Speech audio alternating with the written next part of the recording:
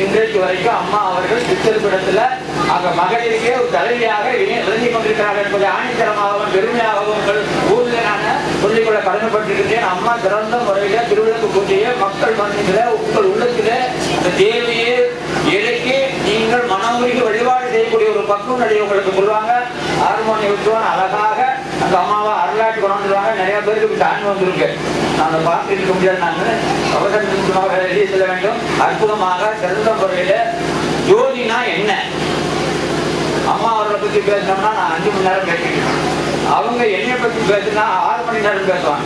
இப்ப என்னைய பத்தி அவங்கள பத்தியும் பேசிக்கிட்டே இருந்தா திருவிழாக்கு போட்டு நடந்ததுக்கு நேரம் ஆயிடும். இதை விட அந்த அம்மா படுத்துக்கிறாள் தூங்கி கொண்டிருக்கிற அம்மா கிடையாது.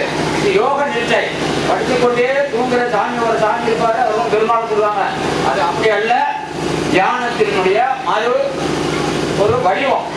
அதை படுத்துக்கிட்டே தூங்கிட்டு இருக்கிறதா யோக நிஷ்டைன்னு பேரு. மகாவிஷ்ணுவோட படுத்துக்கிட்டே இருப்பாரு. வேற எந்த செய்யணும் படுத்துக்காது. இப்படிப்பட்ட நிலையில இந்த தேவியானவள் பகவதியானவள் கேரளாவில இருந்து இங்கே வந்து உங்க ஊரை வளப்படுத்த வேண்டும், உங்களை எல்லாம் பாதுகாக்க வேண்டும் எண்ணத்துல இந்த அம்மா இருக்கிறாங்க. அந்த அம்மாவுக்கும் கொஞ்சம் பவர் குறைஞ்சி வந்த நேரத்தில் தான் இந்த தண்ணியை மாற்ற சொன்னேன். உங்க அப்பா தான் அதுக்கு மாற்றத்துக்கு ஏற்பாடு பண்ணாரு. இந்த வாய்ப்புடைய இந்த தண்ணியை மட்டும் ஈக்காட்டு கொண்டு போனால அந்த அம்மாவே வந்திருக்கிறாங்க. இப்போ நானும் வந்திருக்கிறேன். 3 வருஷமா இங்கே ஊர்லயே ரேடியா இருந்து இந்த விளக்கு நான் வர முடியாத ஒரு நிலை.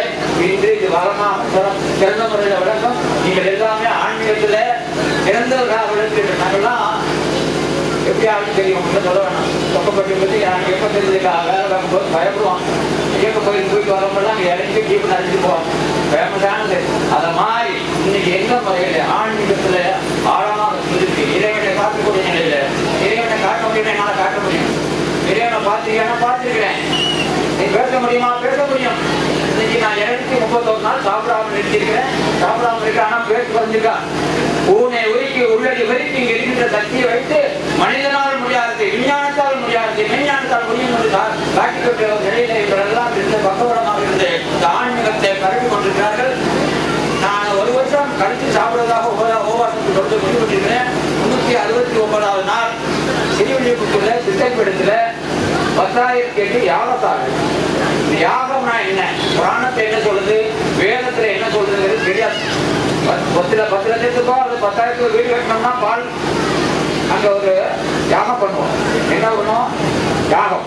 யாகத்துக்கு பேர் என்ன? கணபதி. கணபதி இது கலியுகம். இந்த கலியுகத்திலே மனிதர்களே இருக்க மாட்டாங்க. சாஸ்திரம் சொல்லும்போது இங்க பார்த்தா இத்தனை மனிதர்களை பார்க்கிறது எனக்கு ஆச்சரியமா இருக்கிறது. 4 பேர் இருந்தாங்கன்னா 3 பேர் நல்லதே நினைக்க மாட்டார்கள் என்று சாஸ்திரத்திற்காகவே சித்தர்கள் எல்லாம் இந்த மண்ணுடைய சமாஜாவை மறைந்து ஒதுக்கி கொண்டார்கள். கலியுகம் முடிந்தவர்கள் வருவேன் என்று ஒதுக்கி கொண்டார்கள். அப்படிப்பட்ட நிலையில ஓகர் மற்றும் வாழ்த்துக்காரர்கள் 250 மற்றும் ஆண்டுகள் மற்றும் பள்ளியில வாழ்ந்தார். அவரால் முடியாமல் போயிட்டாரு. இப்ப 5108 ஆண்டு ஆயுள் கலியுகம் இருந்து இனி வரக்கூடியது இந்த ஊர் சிறந்து ஓங்கும் என்று வேண்டிக் கொண்டே வருகிறேன். நன்றி நன்றி. திருவுடையம்மா கடும்பாடி இளங்காளி காந்தாரி அம்மா திருவக்கரையின் வக்கிர காளி சிறுவாச்சூராளே என் மதுரக்காளி சேலத்து ராஜ காளி அம்மாவே சிந்தலக்கரையில் வாழ்பவள் நீ நின்று புகழ் தருவாய் ஈஸ்வரியே. ஆனைக்காவில் அருள் புரியும் அகிலாண்டேஸ்வரியே.